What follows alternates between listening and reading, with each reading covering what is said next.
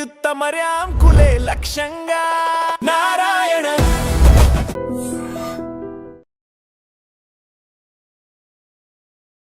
నమస్కారం, నా పేరు డాక్టర్ షగుఫ్తా. నేను న్యాచురోపతి డాక్టర్ని. మోకాళ్ళ నొప్పుల గురించి అండి. చాలా మందిలో పెద్దవాళ్ళలో మోకాళ్ళ నొప్పులు ఎందుకు వస్తున్నాయి, అసలు మోకాళ్ళ నొప్పులు అని చెప్పి వెళ్తే 3rd stage 4th stage surgery చేయించుకోవాల్సింది అంటున్నారు.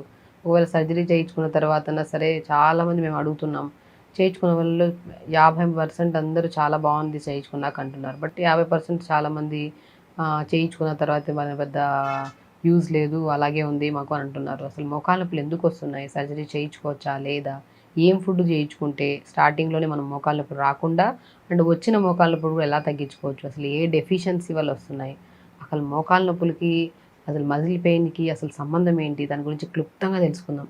చాలామంది ఈ క్వశ్చన్ 50 ఏళ్ళు దాటిన తర్వాత వాళ్ళు చాలామంది అడుగుతున్నారు, మనకి మోకాళ్ళ నొప్పులు వస్తున్నాయి మేడం, మాకు ఎలాంటి రెమెడీస్ చెప్తారు, ఎలాంటివి తీసుకుంటే జాగ్రత్తలు, ఏం ఆయిల్ యూజ్ చేయాలి, అసలు ఎందుకు వస్తున్నాయి, డైలీ మనం మోకాళ్ళ నొప్పులు ఏదైనా ఫంక్షన్ ఉన్నా లేదు ఏదైనా చిన్న పనున్న మోకాళ్ళ నొప్పులు ట్యాబ్లెట్ వేసుకుంటేనే, అంటే పెయిన్ కిల్లర్ వేసుకుంటేనే పని చేయగలుగుతాం, లేదంటే అసలు పని చేయలేకపోతున్నాము, రాస్తూ రాస్తూ నడుస్తున్నాము, చాలా ఇబ్బంది పడుతున్నాం మేడం మోకాళ్ళ నొప్పులతో, ఏమైనా పరిష్కారం ఉందని చాలామంది అడిగారు.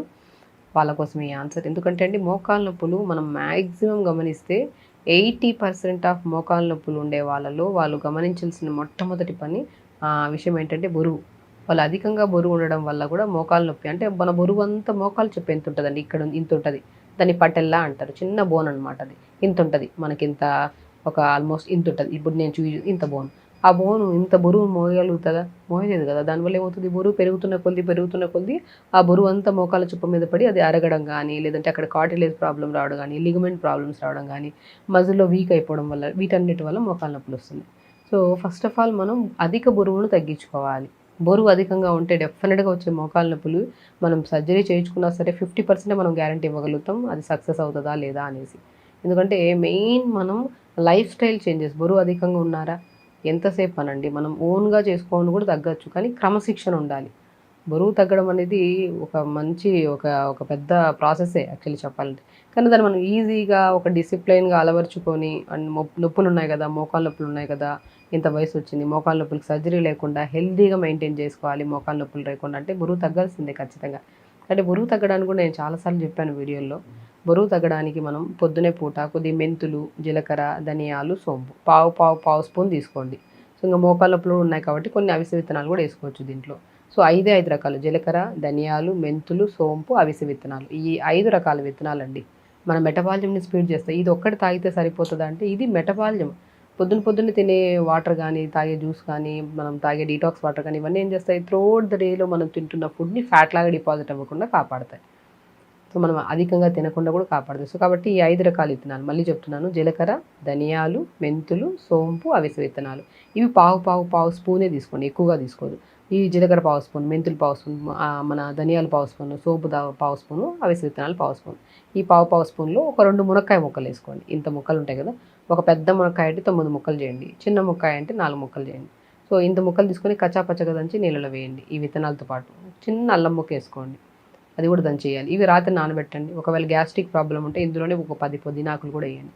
ఇవి రాత్రి నానబెట్టి మార్నింగ్ లేచి లైట్గా మరిగించుకొని ఫిల్టర్ చేసుకొని తాగండి. 100% అండి మీ మెటబాలిజం స్పీడ్ అవుతుంది. అండ్ అవిసె విత్తనాలు ఉన్నాయి, ఇందులో మునక్కాయ ముక్కలు ఉన్నాయి, పుదీనా ఉంది, వీటన్నిటిని ఏం చేస్తాయంటే మనం డెఫిషియన్సీ వల్ల కూడా మోకాళ్ళ నొప్పులు వచ్చే ఛాన్సెస్ ఉన్నాయి కదా, ఆ డెఫిషియన్సీని కూడా తగ్గించడానికి చాలా యూజ్ అవుతుంది.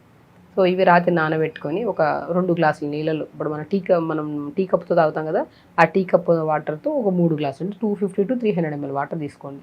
ఈ 300 ml వాటర్లో మనం ఇవన్నిటిని పావు స్పూన్ వేసుకొని 5 రకాల విత్తనాలు, పుదీనాకులు 10 ఆకులు, మునక్కాయ ముక్కలు 3, చిన్న అల్లం ముక్క దంచేసి రాత్రి నానబెట్టి మార్నింగ్ లేచి కొద్దిగా ఒక 2 నిమిషాలు ఉడకబెట్టి, బాగా ఉడకబెట్టదు, వేడి చేస్తుంది.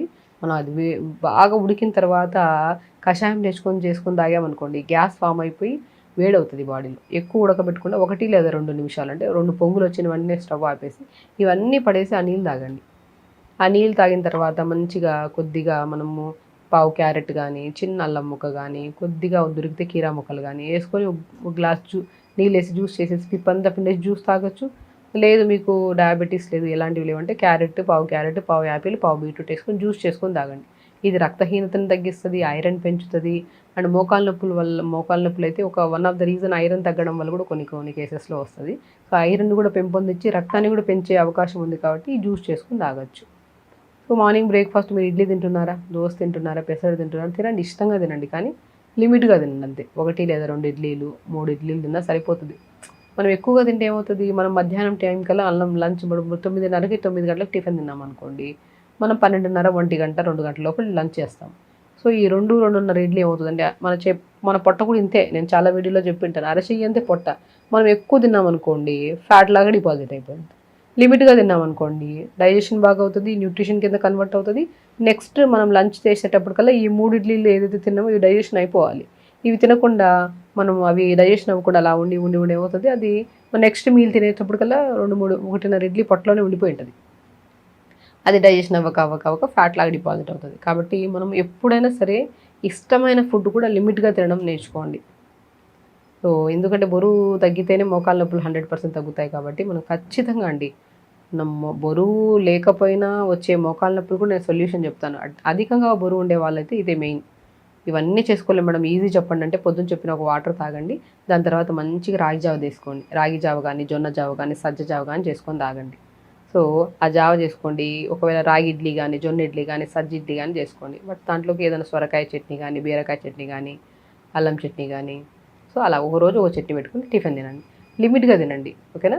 లంచ్కి వచ్చిన తర్వాత బ్రౌన్ రైస్ తీసుకోండి, మంచిది. బ్రౌన్ రైస్ కానీ, రెడ్ రైస్ కానీ. రెడ్ రైస్ కూడా నరాల బలహీనత వల్ల వచ్చే మోకాళ్ళ నొప్పులు కూడా బాగా తగ్గుతాయి. రెడ్ రైస్ అన్ని నవారా రైస్ అని దొరుకుతాయి మనకి. లేదు మీరు అవన్నీ దొరకవు మేడం, సింపుల్గా చెప్పండి, వైట్ రైస్ కూడా లిమిట్గా తినండి. పాలిష్ చేసిన రైస్ కదండి, ఎక్కడ బలం వస్తుంది మనకి. సో బ్రౌన్ రైస్ కానీ, మనము మంచిగా పట్టు బియ్యం ఎక్కడ ఉంటే దొరికితే మంచిగా మన పొలాల్లో దొరుకుతాయి, ఊళ్ళలో దొరుకుతాయి, తెప్పించుకొని మంచిగా రైస్, కర్రీస్ ఎక్కువ పెట్టుకొని, మంచి కర్రీ ఇంత రైస్ పెట్టుకోండి, కర్రీస్ ఎక్కువ పెట్టుకొని తినండి మంచిగా. సో అలాగా లంచ్ ప్లాన్ చేసుకోండి. డిన్నర్ కూడా ఎర్లీగా తినండి. చాలామంది ఏంటంటే తక్కువ తిని అసలు తినకపోవడం వల్ల కూడా బరువు పెరుగుతూ ఉంటారు. అలా అస్సలు చేయొద్దు, తినండి, టైంకి తినండి, లిమిట్గా తినండి, అంతే మెయిన్ ఇంపార్టెంట్. సో డిన్నర్ కూడా ఎర్లీ, జొన్న రొట్టె, సజ్జ రొట్టె లిమిట్గా, అది కూడా. సో దీంతో పాటు మోకాళ్ళ నొప్పులు ఉన్నాయి కదని చెప్పి జీరో ఎక్సర్సైజే చేయరు. మోకాళ్ళ నొప్పులు ఉండే వాళ్ళు ఎక్సర్సైజ్ చేయొద్దని చెప్పారండి. ఎక్సర్సైజ్ చేయొద్దని చెప్పలేదు కానీ, బట్ బెడ్ మీద కూర్చొని మోకాళ్ళ నొప్పులు అధికంగా ఉన్నాయా, ఒక పిల్లో ఉంటుంది కదా, ఒక దిండు ఉంటుంది కదా, దిండుని డబల్ ఫోల్డ్ చేసుకుని మోకాళ్ళ కింద పెట్టుకోండి. ఇవి కాళ్ళు అనుకోండి, స్ట్రెచెస్ చేయండి, ముందుకి వెనక్కి సైడ్కి కాళ్ళు ఊపడం, మోకాళ్ళు మనం కిందన బెడ్కి ఇలాగా మనం బెడ్ మీద పెట్టుకుంటాం కదా, ఇలా కిందన కొట్టడం. సో మనం ఒకవేళ కూర్చోగలుగుతున్నాం కంఫర్ట్ ఉంటే నేల మీద కూర్చోవచ్చు, లేదు నేల మీద కూర్చోవడానికి ఇబ్బంది పడుతున్నాం అంటే బెడ్ మీద కూడా కూర్చొని చేయొచ్చు. చేతులు ఇలా ఎక్సర్సైజ్ చేయడం, చేతులు ఇలా చేయడం, ఏదో ఒక ఎక్సర్సైజ్ చేస్తూ ఉంటే బరువు కొద్దిగా అప్పర్ బాడీ ఉంటుంది కదా, అది కొద్దిగా తగ్గడం స్టార్ట్ అవుతుంది. మనం కొద్దిగా కంఫర్టబుల్గా నడవడానికి కూడా ఈజీ అవుతుంది. సో ఏదో ఒక ఎక్సర్సైజ్ చేయండి, కానీ మోకాళ్ళ దగ్గర బెండింగ్స్ ఉంటాయి కదా, అవి కొద్దిగా మరీ ఎక్కువగా ఇబ్బందిగా అనిపిస్తే అవి ఆపేసేయండి. సో సింపుల్ థింగ్ అండి, ఫుడ్ మీకు నచ్చిన ఫుడ్ తినండి, లిమిట్గా తినండి. ఆకుకూరలు, వెజిటేబుల్స్ బాగా తీసుకోండి. చిన్న ఎక్సర్సైజ్ బెడ్ మీద కూర్చొని కూడా చేసుకోవచ్చు. ఫస్ట్ మన మీద మనకు నమ్మకం ఉండాలి, నొప్పులు తగ్గించుకోగలుగుతాం, బరువు తగ్గించుకోగలుగుతాం. ఆ నమ్మకం లేకుండా ఏదో ఆలోచిస్తా, నేను తగ్గనేమో, నా మోకాళ్ళ నొప్పులు ఇంతేనేమో, నా శరీర సమస్య ఇంతేనేమో అని ఆలోచించామనుకోండి, మన మీద మనకే నమ్మకం లేకపోతే డాక్టర్ ఎన్ని సలహాలు ఇచ్చినా ఏం ప్రయోజనం చెప్పండి. సో మనకు నమ్మకం ఉండదు. తగ్గించుకుంటాను నేను ఇంకొక బెస్ట్ ఆయిల్ చెప్తా. ఇంకోటి చెప్పాను చూసారా, సన్నగా ఉండే వాళ్ళకు కూడా మోకాళ్ళ నొప్పులు ఛాన్సెస్ ఉన్నాయి రావడానికి. అందులో B12 కానీ, డి విటమిన్ కానీ, ఐరన్ కానీ, కాల్షియం కానీ, మెగ్నీషియం కానీ, ఇవి మెయిన్ ఇంపార్టెంట్. ఇవి మనకు ఆహారంలో దొరికిపోతాయి. ఇవి తెచ్చుకొని తినాల్సిన అవసరం లేదు. మనం తినే ప్రతి ఆహారంలో, ఆకుకూరల్లో, వెజిటబుల్స్లో అన్నిట్లో మంచి విటమిన్స్ ఉంటాయి. కాల్షియం ఎందుకు ఉండదండి, కాల్షియం నువ్వుల్లో ఉంటుంది. తెల్ల నువ్వులు మంచిగా పౌడర్ చేసుకోండి. రోజు కూరల్లో మనం సొరకాయ కూర, బీరకాయ కూర చేస్తాం కదా, దాంట్లో ఒక స్పూన్ చల్లుకోండి నువ్వులు, ఎంత మంచిది. కాల్షియం సప్లిమెంట్ మంచిగా వస్తుంది. ప్యూర్ ఆవు పాలు దొరికితే ఆవు పాలు తెప్పించుకొని తాగండి. టీ కాఫీలు తాగడం ఆపేసి ఆవు పాలు తెప్పించుకొని రోజు ఒక గ్లాస్ ఆవు పాలు తాగండి. ఎంత కాల్షియం కావాలో అంత కాల్షియం డెఫిషియన్సీ ఉందనుకోండి, మంట, తిమ్మిరి రావడము, లేదంటే ఏదైనా నడుస్తున్నప్పుడు టక్కని టైట్గా అనిపిస్తూ ఉంటుంది. ఇవి కాల్షియం డెఫిషియన్సీ. అప్పుడు మనం నువ్వులు తీసుకోవడం కానీ, అవిసె విత్తనాలు తీసుకోవడం కానీ, పాలు తీసుకోవడం కానీ, ఇవి చేస్తే కాల్షియం ప్రాపర్గా దొరుకుతుంది. ఇంకా ఆకుకూరలో మునగాకు కూడా చాలా అద్భుతంగా పనిచేస్తుంది. నేను చెప్పాను B12 డెఫిషియన్సీ అని చెప్పాను. ఎర్ర తోటకూర ఉంటుంది కదా, ఎర్ర తోటకూర బాగా అద్భుతంగా పనిచేస్తుంది మోకాళ్ళ నొప్పులు తగ్గించడానికి. అంటే B12 డెఫిషియన్సీ వల్ల ఉన్న మోకాళ్ళ నొప్పులకి ఎర్ర తోటకూర, పాలకూరలో B12, B కాంప్లెక్స్ విటమిన్స్ ఎక్కువ ఉంటాయి, మునగాకులు ఎక్కువ ఉంటాయి, పంకిన్ సీడ్స్లో ఉంటాయి, వాటర్ మిలన్ సీడ్స్లో ఉంటాయి, ఆల్మండ్స్లో ఉంటాయి.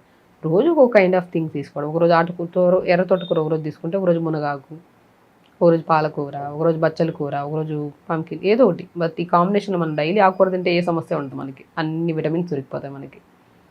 సో అలాగా డి విటమిన్ తక్కువ ఉందనుకోండి, మనకు మంచిగా ఎండకి, మార్నింగ్ ఎండకి కొద్ది బాడీకి నువ్వుల నూనె ఉంటుంది కదా, బాడీకి మోకాళ్ళకి బాడీ అంతా అప్లై చేసుకొని, మనం కాటన్ దుస్తులు ఏమన్నా మనం వేసుకొని, పొద్దున్నే మనం యోగా చేయమంటాం కదా, ప్రాణాయామం చేయమంటాం కదా, దొరికితే మనం పైకి వెళ్ళి టెరెస్ మీద కూర్చోవాల్సిన అవసరం లేదు. బాల్కనీ ఉంటుంది కదా, పొద్దున్న లెగిస్తే బాల్కనీలో కూర్చొని ధ్యానం చేయొచ్చు. మనం ఇంట్లోనే కూర్చొని అలాగే నీడపాటున చేసుకునే బదులు బాల్కనీలో కూర్చొని కొద్ది ప్రాణాయామం చేసుకోవచ్చు. కొద్ది మంచిగా నువ్వుల నూనె తీసుకొని బాగా రాసుకోండి, ఫేస్కి అంతా రాసుకోండి, చేతులు రాసుకోండి, మోకాల దగ్గర రాసుకోండి. ఒక బల్ల వేసుకొని బల్లలో కూర్చోండి, బల్ల మీద కూర్చోండి, కాళ్ళు స్ట్రైట్గా పెట్టుకోండి. 5-10 నిమిషాలు ప్రాణాయామం చేయండి. డి విటమిన్ మంచిగా అందుతుంది. మష్రూమ్స్ దొరుకుతాయి, మష్రూమ్స్లో కూడా మంచి విటమిన్ ఉంటుంది. నాన్ వెజిటేరియన్స్లో మంచిగానే ఉంటుంది దొరుకుతుంది. వెజిటేరియన్స్లో కూడా ఫ్లాక్ సీడ్స్లో, పంకిన్ సీడ్స్లో, వాటర్ మిలన్ సీడ్స్లో, ఆల్మండ్స్లో, ఇవన్నిట్లో దొరుకుతుంది. పొద్దున ఎండకైతే ఇంకా బ్రహ్మాండమైన మంచి డి విటమిన్ అలాగా. సో దాంతోపాటు మనకు ఐరన్ డెఫిషియన్సీ చెప్పాను కదా, ఐరన్ తోటకూరలో మంచిగా ఉంటుంది, చాలా మంచి. తోటకూర విత్తనాల్లో చాలా ఐరన్ ఉంటుంది మనకి. క్యారెట్, బీట్రూట్, యాపిల్ జ్యూస్లో కూడా ఐరన్ దొరుకుతుంది, అంజీర్లో దొరుకుతుంది మనకి, పాలకూరలో దొరుకుతుంది. ఇంత మంచి ఐరన్. మెగ్నీషియం గురించి మనం చెప్పాల్సింది చాలా వరకు మనకి నట్స్లో దొరుకుతుంది, మంచి మంచి నట్స్లో, ఆల్మండ్స్లో, పంకిన్ సీడ్స్లో, వాటర్మిలన్ సీడ్స్లో, ఆకుకూరల్లో, పాలకూరలో, వీటన్నిటిలో దొరుకుతుంది మెగ్నీషియం. సో ఈ ప్రాపర్ ఫుడ్లో మనకి వెళ్ళిపోతున్నాయి కాబట్టి సప్లిమెంట్ డెఫిషియన్సీ అనేది ఉండదు. సో కాబట్టి మోకాల నొప్పులు రావు మనకి. అండ్ ఇంకొక లాస్ట్ పాయింట్ చెప్తున్నాను, ఒక మిరాకిల్ ఆయిల్ అండి. నేను చాలా వీడియోస్లో చెప్పాను, మోకాల నొప్పులు తగ్గించడానికి ఒక అద్భుతమైన ఆయిల్ నేను ఈరోజు చెప్తున్నాను, మీరు ప్రిపేర్ చేసుకోండి. నిజంగా చాలా మంచి రిజల్ట్స్ వస్తాయి. నా దగ్గరికి ఎంతో పెద్ద వయసు ఉండేవాళ్ళు, క్రానిక్ పెయిన్స్ ఉండేవాళ్ళు కూడా వస్తుంటారు. ఫస్ట్ ఆహార నియమాల్లో వాళ్ళకి జాగ్రత్తలు చెప్తాను, అవి ఫాలో అవుతూ, బరువు ఉంటే బరువు తగ్గమంటాను. వాటితో పాటు ఈ ఆయిల్ చెప్తాను చాలామందికి. సన్నగా ఉండే వాళ్ళకి మోకాళ్ళు, లా ఉండే వాళ్ళకి మోకాళ్ళ నొప్పులు, డెఫిషియన్సీ ఉండే వాళ్ళకి మోకాళ్ళ నొప్పులు, ఏ కైండ్ ఆఫ్ ప్రాబ్లమ్తో ఉన్న వాళ్ళకైనా సరే ఈ మోకాళ్ళ నొప్పులకి ఒక అద్భుతమైన ఆయిల్. నువ్వుల నూనె తీసుకోండి, ఒక పావు లీటర్ అంత ఆయిల్ తీసుకోండి. లేదంటే మనం కొద్దిగా 100 ml తీసుకుంటే సరిపోతుంది. 100 ml ఆయిల్లో వాము పువ్వు అని దొరుకుతుంది. వాము పువ్వు పాతకాలంలో చేసేవాళ్ళు వాము పువ్వు, పుదీనా పువ్వు, కర్పూరం ఉంటుంది కదా, ముద్ద కర్పూరం కానీ హారతి కర్పూరం కానీ ఏదైనా పర్లేదు. మనం ఆల్మోస్ట్ 100 ml ఆయిల్లో ఒక 10 grams వేసేసుకోండి మంచిగా. వాము పువ్వు 10 grams, పుదీనా పువ్వు 10 grams, కర్పూరం ఒక 10 grams వేసేసి ఆయిల్ వేసేసి డైల్యూట్ అయిపోతుంది. వేసి చాలామంది ఏం చేస్తారంటే వాము పువ్వు, పుదీనా పువ్వు 2 కలిపిలా వేసామనుకోండి, ఆయిల్లో మనం ఆయిల్ అయినట్టు అయిపోతుంది, అది అప్లై చేస్తుంటారు. స్కిన్ చాలా ఎలర్జెటిక్గా ఫామ్ అయిన వాళ్ళకి బాగా దురదలు వచ్చేస్తాయి, లేదంటే ఒక నల్ల మార్క్ పడిపోతుంది. అందరికి కాదు, కొంతమందికి. కాబట్టి ఎప్పుడు వాము పువ్వు, పుదీనా పువ్వు, కర్పూరం ఆయిల్లో వేసిన తర్వాత అది డైల్యూట్ అయిన తర్వాతే రాసుకోండి. ఆయిల్ని ఫస్ట్ మోకాళ్ళ కిందన మంచిగా రాసుకోండి. అండ్ ఈ ఆయిల్ అప్లై చేయడానికి ముందు ఇంకొక బెస్ట్ రెమెడీ చెప్తాను. అవిసె విత్తనాలు ఉన్నాయి ఇంట్లో, అవిసె విత్తనాల పౌడర్ తీసుకోండి, 1 స్పూన్. 1 గ్లాస్ నీళ్ళల్లో ఈ అవిసె విత్తనాల పౌడర్ 1 స్పూన్ వేసి బాగా కలపండి. కలిపేసి ఐస్ ట్రే ఉంది కదా, మనం ఐస్ క్యూబ్స్ చేయడానికి ఫ్రిడ్జ్లో, ఐస్ ట్రేలో మన ఈ వాటర్ని ఐస్ క్యూబ్ లాగా వేసేసేయండి. నీళ్ళు వేస్తాం కదా, అలాగా అవిసె విత్తనాల పౌడర్తో చేసిన నీళ్ళని అలా ఐస్ ట్రేలో వేసి ఫ్రిడ్జ్లో పెట్టేసాను. అలా ప్రిపేర్ చేసిన ఐస్ క్యూబ్ తీసుకొని మోకాళ్ళ దగ్గర మంచిగా రాసుకోండి, ముందు వెనక మంచిగా రాసుకోండి. ఐస్ క్యూబ్ రాసుకునే ప్లెయిన్ ఐస్ క్యూబ్ కన్నా అవిసె విత్తనాల పౌడర్తో చేసిన ఐస్ క్యూబ్ రాసుకుంటే చాలా బాగా పనిచేస్తుందండి. అలా అప్లై చేసి దాని తర్వాత ఒక తడి గుడ్డ తీసుకొని మంచిగా తుడిచేసింది, జిగురు అయిపోతుంది అసలే ఐస్ క్యూబ్ రాసాక. అప్పుడు ఈ మిరాకిల్ ఆయిల్, అద్భుతమైన ఆయిల్, వాము పువ్వు, పుదీనా పువ్వు, కర్పూరం, నువ్వుల నూనె వేసుకొని అప్లై అది వేసేసి ఆ ఆయిల్ని డైలీ మోకాళ్ళ కిందన పైన రాసుకోండి. అంతే చెప్తున్నానండి. నేను చెప్పిన చిన్న చిన్న ఆహారపు నియమాలు, జాగ్రత్తలు, చిన్న చిన్న ఎక్సర్సైజ్, ఈ ఆయిల్ 100% మీకు ఎంత క్రానిక్ పెయిన్ ఉన్నా తగ్గుతాయి. మీరు డెఫినెట్గా ఎంత అంటే ఇప్పుడు పెయిన్ కిల్లర్స్ వేసి లేనిపోని కిడ్నీ ప్రాబ్లమ్స్ తెచ్చుకోవడం ఎందుకు, గ్యాస్ట్రిక్ ప్రాబ్లమ్ తెచ్చుకోవడం ఎందుకు, రకరకాల ఇబ్బందులు తెచ్చుకోవడం ఎందుకు. పెయిన్ కిల్లర్ కంటే అద్భుతంగా పనిచేసి ఈ ఆయిల్ బాగా పనిచేస్తుంది. ఎందుకు మనం ఉంటే టెన్షన్. అప్లై చేసుకోండి. బరువు అధికంగా ఉంటే బరువు తగ్గండి, న్యూట్రిషన్ పర్ఫెక్ట్ చేసుకోండి. సో మోకాళ్ళ నొప్పులు అధికంగా ఉండేవాళ్ళు అసలు టెన్షన్ తీసుకోదు, ఫస్ట్ ఖచ్చితంగా తగ్గుతాయి. సో కాబట్టి మనము అధికంగా బరువు ఉంటే బరువు తగ్గించుకోండి, న్యూట్రిషన్ పర్ఫెక్ట్ చేసుకోండి. ఆకుకూరలు, వెజిటబుల్, న్యూట్రిషన్ అంటే ఏం లేదు, ఆకుకూరలు, వెజిటబుల్స్ తినడం, మంచిగా లిమిట్గా తినడం, ఫుడ్ టైంకి తినడం చాలా ఇంపార్టెంట్. సో దాంతోపాటు మనం చెప్పిన ఆయిల్ అప్లై చేసుకుంటే మోకాళ్ళ నొప్పులు ఎంత అధికంగా ఉన్నా తగ్గుతాయి. పెయిన్ కిల్లర్ వేసుకోనంత రిలీఫ్ ఉంటుంది మనకి ఈ ఆయిల్ అప్లై చేసుకోవడం వల్ల. సో ఖచ్చితంగా చేయండి. హెల్తీగా ఉండండి, హ్యాపీగా. నమస్కారం.